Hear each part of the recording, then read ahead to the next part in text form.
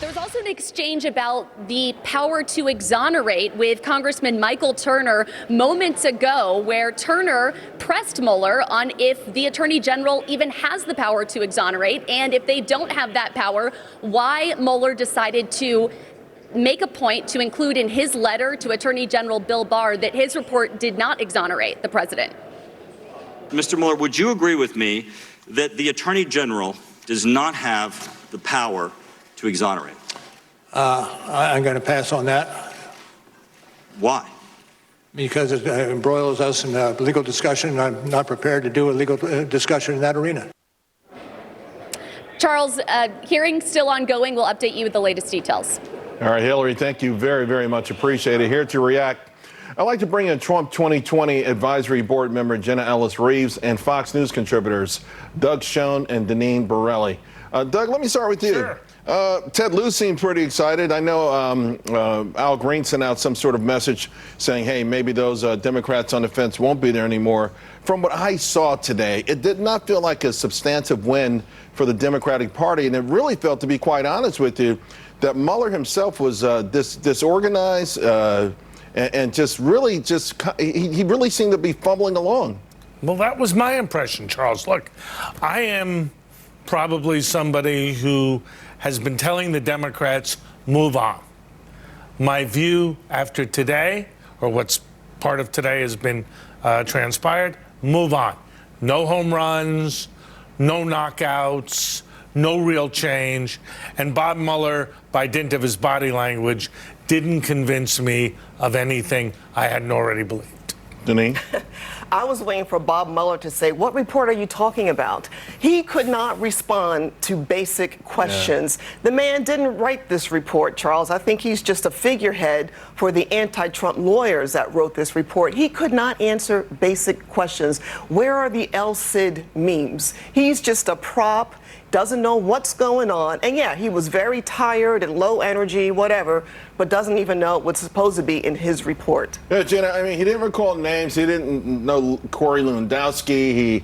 On issues of the law itself, he had to refer the paperwork. Of course, he had someone sitting with him as well to help him out. It's just, from a legal perspective, did you glean anything here that was new?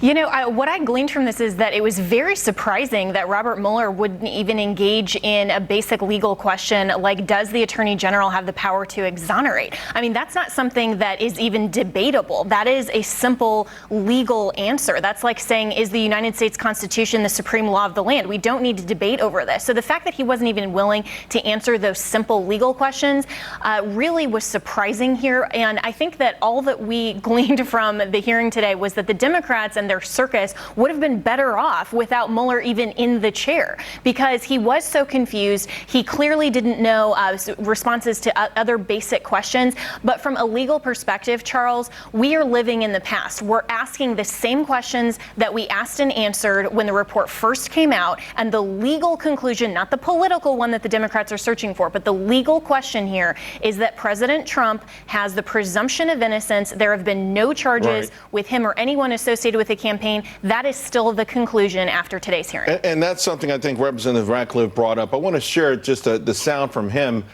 discussing this with Robert Mueller. You wrote 180 pages.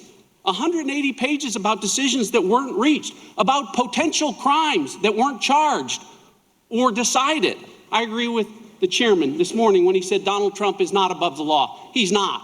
But he damn sure shouldn't be below the law, which is where volume 2 of this report puts him. And Deneen, that's another narrative that's coming out of this. And you kind of alluded to the fact that, hey, there were people who were part of this investigative team that had animosity toward President Trump. There were things done, inconsistencies.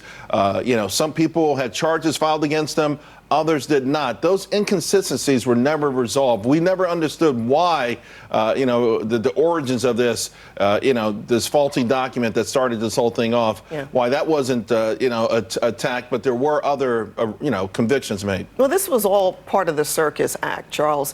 You have people that were on the prosecutorial team who donated to Hillary Clinton. Some of them went to her victory party, even though there wasn't a victory. So none of this is really challenged when when it comes to Mueller when he was testifying today. But when you look at what the Democrats are really doing here, they're trying to impeach President Trump. And they were hoping to get something to sink their teeth in today, and they didn't get it. This was a no-win for them. At the first break, Fox News host Chris Wallace actually slammed the Democrats, and he took it, sort of said it was a disaster also for Robert Mueller. But he did condemn the Democrats. President Trump went on to tweet what Wallace said. Is there any chance that this could actually hurt Democrats for 2020, Doug? It could hurt Democrats in the sense that I think after today there will be no momentum for impeachment, or it'll be limited to Adam Schiff and Jerry Nadler. So I don't think this is going to be a fatal problem. But again, my advice to the Democrats, move on, talk about issues. If you think you can win the election or win impeachment with what happened today, you're wrong. But if you look at networks, if you're scanning around the TV, you might see, hey, President Trump not exonerated. You're going to see these kind of headlines in the media. I'm sure that's going to embolden some Democrats to say we've got over 90 votes for impeachment. This is it. Let's take one more push at this thing. A mistake if they do it. Big mistake. Yeah, there'll be those headlines, but there have been those headlines before. And Charles, as I sit here now, my advice is move on. And they're still saying there's collusion with the president. So they're not listening. No, they're not listening. Hey, they're doubling down. Jenna, we're still, of course, waiting. At the very beginning, Robert Mueller said, he mentioned the FBI and the Justice Department and what they're working on. What are your thoughts on what comes next with this legally? Yeah, I think that the Inspector General's report will definitely have some very interesting, legal implications. I think that the Attorney General is definitely working on that. And the really big bombshell here as well is that Comey actually had a spy, now reports are saying, inside the White House to spy on President Trump. I mean, none of this is looking good for the Democrats or for anyone that, President Trump very clearly exercising his Article 2 authority by dismissing Comey, and the Democrats saying, oh, that was something terrible. It's outside the scope of his authority. That wasn't. I think that the Mueller report and everything that was contained in there, that has been put to bed. But what now is going to happen as far as the investigation, the Steele dossier, the IG's report, all of those things, that's what we need to focus on. And that's going to scare the Democrats for 2020. And I think that's why they're so focused on impeachment. It's looming large for sure. Jenna, Doug, Deneen, thank you all very, very much. Appreciate it.